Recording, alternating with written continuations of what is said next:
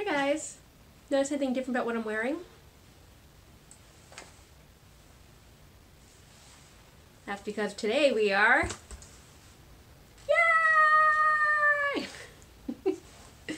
Hi guys, welcome back to my channel. Today's a different type of video on my channel because I don't think I've actually shown too many crafts. I've done a baking video and I filmed some craft videos, but I don't think they've ever actually made it on my channel yet. So back in last August, when it was my daughter's birthday month, I was doing so many Aladdin themed crafts, and I still have to show you guys that. So maybe in the next coming weeks, as we are home and looking for more video content, I will finally share those Aladdin crafts with you. But today's point of the video is I'm part of a quarantine craft party because we're all stuck at home trying to find different activities to do. My daughter and I decided we're going to just stay at home and tackle this homemade pin craft kit that I've had since 2018. I've had it for 2 years, sitting in my closet, looking for the right time. My son wanted to join and show his ice cream cone, but I was looking for the right time to do this video, and what better time than when you're home from the lockdown procedures that a lot of our states, countries, whatever, are currently participating in. So since we are at home and trying to find things to do, crafting is a great way to pass the time. So without further ado, I'm going to show you how I made my homemade pins using both the kit that I already had in my house as well as a couple ingenious measures. So I think the point of this crafting party is to find things that you already have in your house to make things. I understand that a lot of people might not have the kit that I have that I'm using in this video, but there's different ways you can make crafts at home. You can find different pieces of metal and make them into pins if you have the right pin back. So I'm going to go through all of that and just stay tuned. So keep on watching. I have had this kit here for 2 years, since 2018, when I first learned this was even released, and I went to the store so quickly and it was sold out everywhere, and I remember I went out of my way to get the last box in my area. But this is a craft project that I've been waiting to do, never really had time, and now is the time to do it. Yeah! So here's what comes included. There's 18 different pins.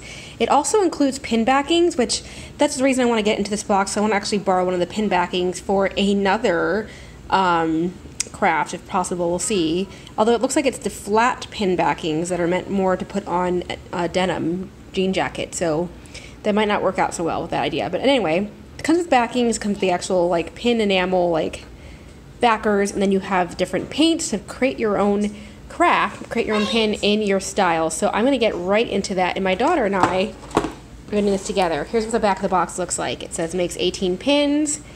Everything that you need to create trendy pins is included here in this kit. This is going to be really exciting to do. Oh my gosh, let's get into it. It'd be perfect to put on like a jean jacket or something like that. So that's going to be kind of awesome. And it comes with all these different enamel paints on this side, so I'm pretty stoked to get into this. So let's go ahead and open this box.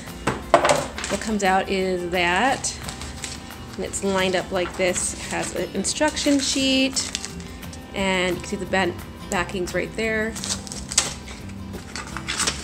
Kind of tells you how to get through it so that if you were not that crafty, you could follow along. So that's kind of awesome. And then here are what is going to become our pins. Is that exciting? Yeah, they're so gray. They're so gray? Well, we have colors to make it look bedazzled. So, here we go. We've got like a black and a blue and a red and a yellow and a green and a pink and an orange and a white. Those are our colors. Okay, so we're carefully picking which ones we want to start with. The instructions basically just say to cut it out in the mold. So we're going to take a pair of scissors, and it says cut the connecting piece as close to the pin as possible and remove the pin you'd like to create from the mold. So just like that, snip it off and then start decorating. So that's what we're going to do, our first 2 steps. And we have these here. So my daughter would like to do the cupcake, and I'm going to start off by doing that one. So those are our 2 that we're going to pick. Okay, I've got that cut. So I'm just cutting out the pin, basically, as close as possible.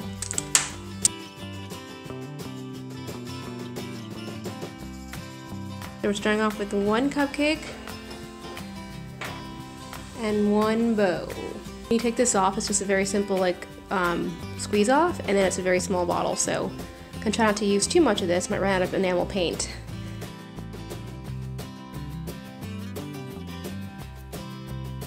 The instructions say to use a toothpick for areas you can't get into.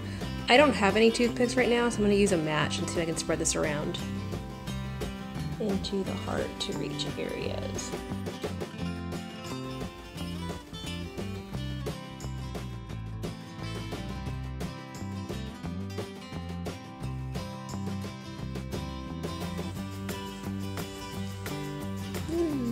One half done.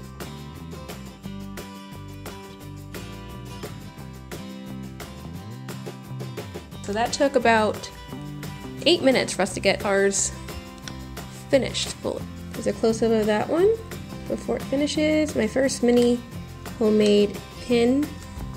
And then there is the cupcake that my daughter just made. Yay! So we're gonna let these dry and get perfect. Okay, so while that's drying, we're gonna work on our next two. My daughter's gonna do a lollipop and I'm gonna do the ice cream cone. There we go. And again, all you have to do, it's very simple.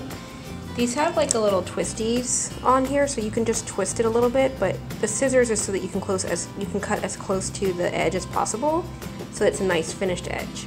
And this is definitely like a plasticky material, so these aren't like the most permanent, these aren't the most permanent pins, but it's fun to just do a nice little craft at home. I love this idea. But I want to make this more like a pin, so I might actually try to go online and see if I can find just the pin backings themselves.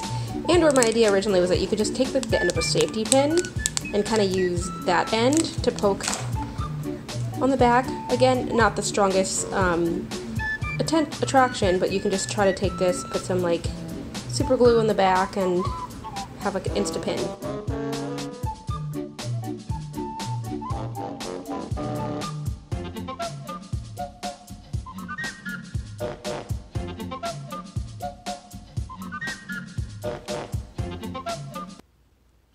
Here are all our pins, because I'm going to stop right here. If you want to see some more videos, watch part 2. We can paint 1, 2, 3, 4 more, and subscribe to our channel. Bye. What do you mean by part 2? That was perfect, by the way, but what do you mean by part 2? So we have all of these painted. We're going to let them dry a little bit more, and then we're going to apply the backings in part 2. That's part 2, okay? And we're going to paint 4 more. 4 more. And then we're going to put the backings on all of them. Perfect. Okay. Bye-bye. So that's, and then bye-bye. Watch part 2 later.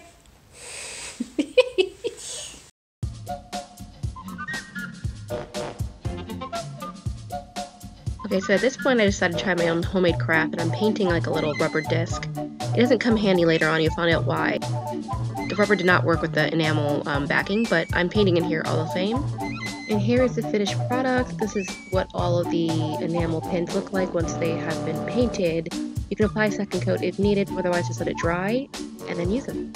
So next I'm just gathering my materials. You already used the scissors. The next thing you're going to need is your completed pins that are decorated, your homemade pins or buttons that you're decorating, the pin fasteners that came with the kit.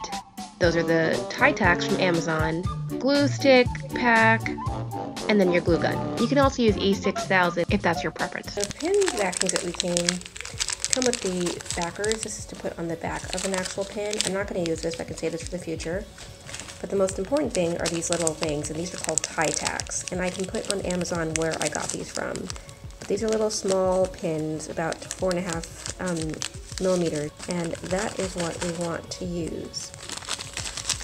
So I'm going to use these. With this, you need a hot glue gun. With what they came with, you just use the adhesive strip. Put this down like any other adhesive strip that you have. It's like a sticker. One end goes flat down on the back of the pin. So we're going to put the flat head of this pressed against that to make the pin backing. And I'll show you in just a second.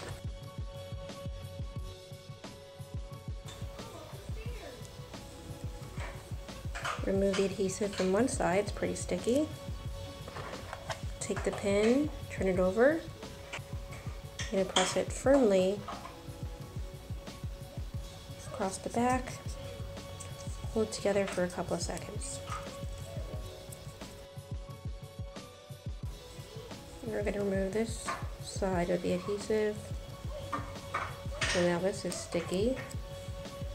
And we're going to take the backing of a button and put that directly across. There we go. Press that together. Make sure not to press on this actual part because you could actually hurt yourself, but I'm pressing on the inside part. Pressing it together and voila, we have a button. Okay, so that was the official way to do it. You can see I had the little tie tacks though, and we're going to fasten these onto the back of the pins to make our own little pin as well. So what I'm going to do is I'm going to take one of our pins, perhaps this nice little heart-shaped one, Feels Love, take the back, we're going to insert some hot glue and basically press it so it becomes a pin. The glue gun should be ready to use and oozing out. Take this. Insert a small piece. Hot glue right there. Remove the wisp and then just take the back of a pin.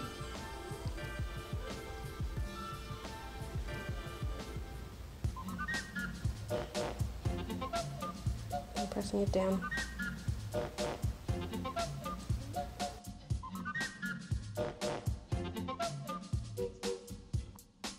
And ta-da! You have a pin. And that's basically how you make your own homemade pins.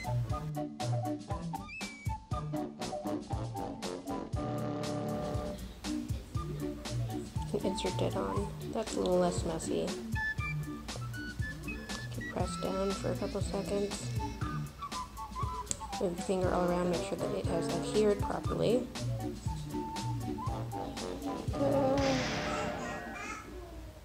And now we have a pin. And so on and so on.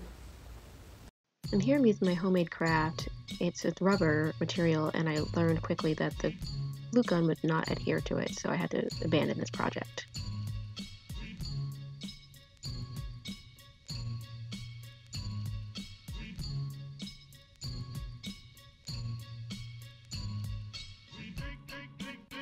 Alright, so that was my craft. Hope you guys enjoy seeing our homemade pins. You can see I'm wearing a couple on my jacket. I have the rest on this pin board that we made to date, and I happen to love these a little bit more than the button kind because the buttons, although they were part of the craft kit, the adhesive on the back is a little bit wonky. Like, I feel like it's not going to be a permanent solution forever. We'll see how it works for now. Whereas this is just straight on. I put hot glue into the back of the pins and made it stick into a pin board. And what's cool is that if you did not have a hot glue gun, you could also just use like E6000, whatever like sturdy glue that you have, and use that instead. But this came out pretty good. I mean, it was a nice fun craft project between my daughter and me, and we didn't try to make it too perfect. It was just a fun activity where we sat and we spent like an hour just coloring in all of these pins. Had I tried to make it a little bit more polished for the video, I might have taken a paintbrush and just, you know, gone through the strokes a little more carefully. We also didn't have toothpicks when we were doing this activity, which would have been really helpful in getting into the small crevices. But for a fun project with your kids or just by yourself, not too bad, right? And they look like the real thing. So now I have some fun, festive Disney pins, and as well as some pin buttons on my jacket to wear. So if you guys enjoy this, let me know in the comments below if you ever try something like this by yourself.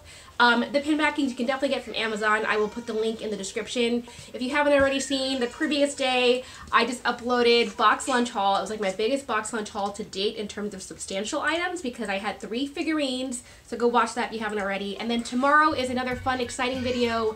So back to back to back this week. Keep tuned for that. Talk to you guys soon. Bye!